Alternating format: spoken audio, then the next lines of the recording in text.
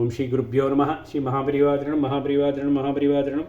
இன்றைக்கி தெய்வத்தின் குரல் பாகம் 5 சங்கர சரிதம் என்ற தலைப்பில் பெரிவா சொல்கிறத மேலே வாசிக்கிறேன். இது பக்கம் 563 ஆரம்பிக்கிறது. தான் அவதாரம் தான் என்று காட்ட வேண்டியதாக சில சந்தர்ப்பம் நேரிடும். அப்பொழுதும் கூட அவதார விளையாட்டின் ருசி போகப்படாது என்பதால் உடைத்து சொல்லாமல் ஜாடை மாடையாக தெரிவித்து குறிப்பால் உணர்த்தி விட்டு போடுவது உண்டு. இப்படியொன்று ஆச்சாரியால் சரித்திரத்தில் நடந்தது. அவருடைய குருவான கோவிந்த பகவத்பாதரிடம் வியாசாச்சாரியால் ஈஸ்வரனே அவதாரம் பண்ணப் போகிறான், லோக வாழ்க்கை ஒட்டியும் லோகத்திற்கு வழிகாட்ட வேண்டியதை முன்னிட்டும் அந்த அவதார புருஷன் உன்னிடம்தான் சிஷ்யனாவதற்கு வருவான், அவனுக்கு உபதேசம் பண்ணு என்று சொல்லி அனுப்பி வைத்திருந்தார். அதன்படியே அப்புறம் பாலசங்கரர் அவரிடம் போனார். இதுதான் ஈஸ்வர அவதாரமா என்று நிச்சயப்படுத்தி கொள்ள நினைத்து அவர் நீ யார் என்று இவரை கேட்டார். அப்பொழுது அவரிடம் உண்மை சொல்லித்தானாக வேண்டும் என்பதால் நீ நான் அவன் அது எல்லாம் பிரம்மம்தானே, இதை தெரிந்து கொண்டு பிரம்மஸ்வரூபமாக இருப்பவனே தாம் என்று ஆச்சாரியால் பதில் சொன்னார். 10 ஸ்லோகங்களாக அந்த பதிலை சொன்னார். தசஸ்லோகி என்று அதற்கு பெயர். அதில் ஒவ்வொரு அடியையும் முடிக்கும் போதும் தான் தாம் சிவனே என்றும் தெரிவித்து கொண்டார்.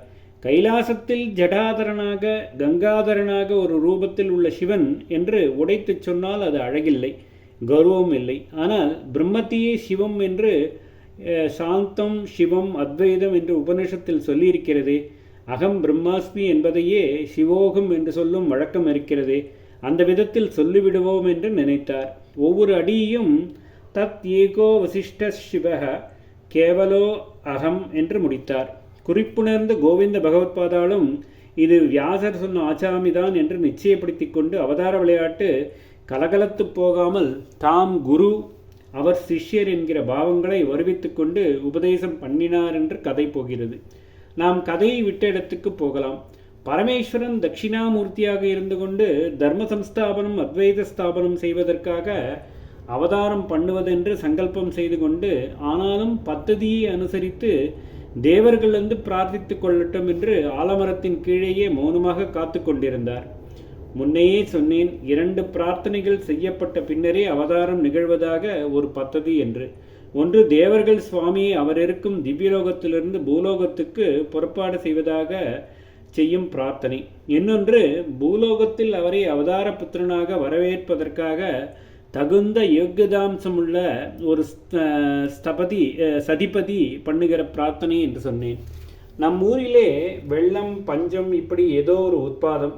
தலைநகரில் உள்ள இராஜாங்க தலைவருக்கு தன்னாலேயே இதற்கான நிவாரணம் தர வேண்டும் என்று கடமையும் கவலையும் இருக்கும். ஆனாலும் நம்மூர் கவர்னரோ மந்திரியோ ரிப்போர்ட் கொடுத்த அப்புறம்தான் அவர் ஆக்ஷன் எடுப்பது என்று பத்ததி இருக்கிறதோ இல்லையோ. இப்படித்தான் பூலோகத்தில் ஏற்படும் அதர்ம உட்பாதம் பற்றி தேவர்கள் ரிப்போர்ட் கொடுத்த அப்புறமே சுவாமி சரி செய்வதற்காக அவதரிப்பது. லோக நிர்வாகத்தில் முக்கியமாக அதிகாரியாக சுவாமி நியமித்திருக்கிற பிரம்மா மற்ற அதிகாரிகளான தேவர்களை அழைத்து கொண்டு ரிப்போர்ட் கொடுப்பதற்காக தட்சிணாமூர்த்தி உட்கார்ந்து கொண்டிருந்த ஆலமரத்தடிக்கு வந்து சேர்ந்தார். பூர்வாச்சாரிய பரம்பரை.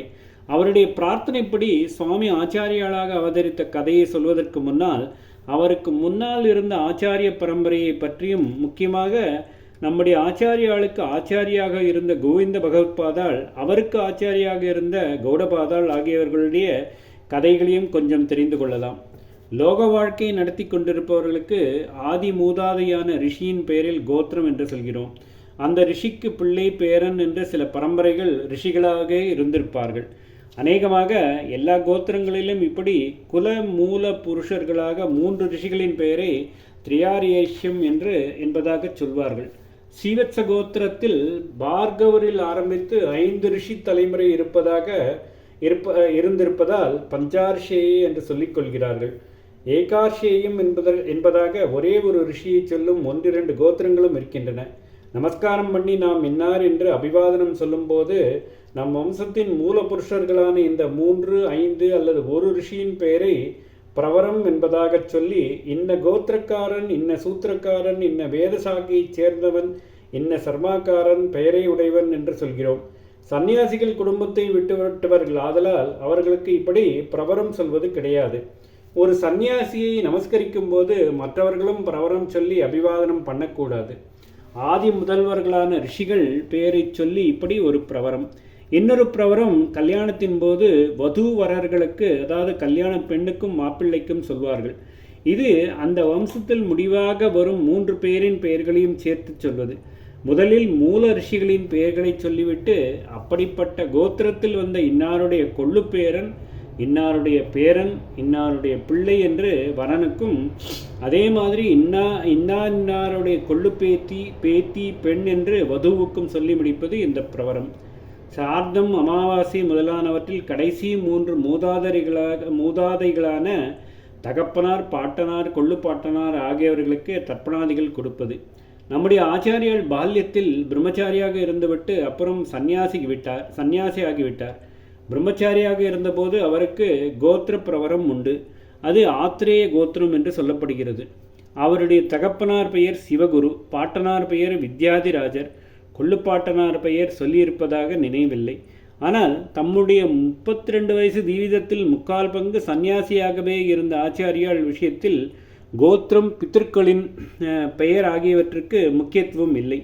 அவர் விஷயத்தில் பிரவரம் மாதிரி இன்னொன்று தான் முக்கியமாக தெரிந்து கொள்ள வேண்டியிருக்கிறது.